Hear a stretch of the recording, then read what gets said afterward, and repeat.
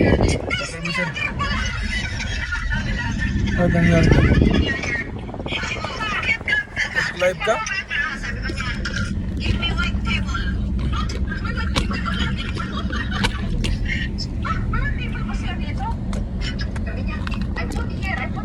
Dito na pala tayo.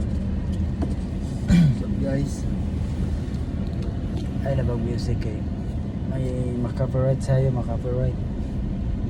You know? Ay mga katsuraan dyan. Shoutout dyan mga katsuraan dyan, no? So for today's video po, dito na po kami sa Cavite. And shoutout dyan sa mga taga-Great Creation, no? And thank you sa sponsors natin dyan, Mr. Dibiro S.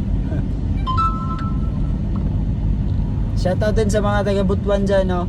And shoutout din sa yon yung kasimbahay, you know, taga-Butuan. So ngayon dire-diretso lang tayo hanggang sa mahuli. Kasi dito sa Maynila, kasi pag ikaw driver dito sa NLEX, pag hindi mo alam, nako, malayo yung U-turn. Tapos dito sa NLEX, pag nagbiyahe kayo, kaya dapat talagang alerto. Kasi pag nasiraan, imbes na libre, bayad na. Kawawa kapag hindi ka marunong dito sa Manila. Buti na may kasamahan kaming mafia boss. So yun o, yun ang nag-cellphone. Yan. Ay, naku, sobrang traffic naman. Naka-ano. Saka yung boss namin dun sa likod o. Chill lang. Yung ano namin.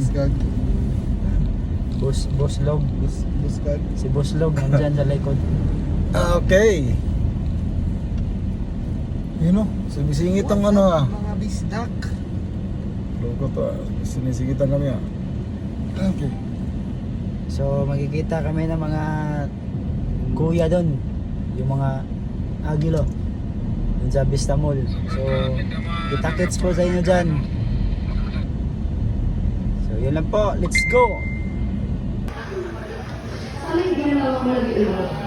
Sana hindi rin kita nag-iinom. Ngayon, kung iisip mo hindi mo ko pinili bilang ina mo, sana maisip mo rin na hindi ito ang buhay na pinili ko para sa inyo mga anak ko.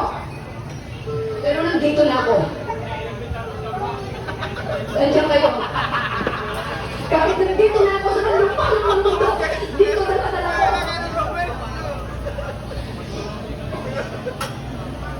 Pero nandito na ako.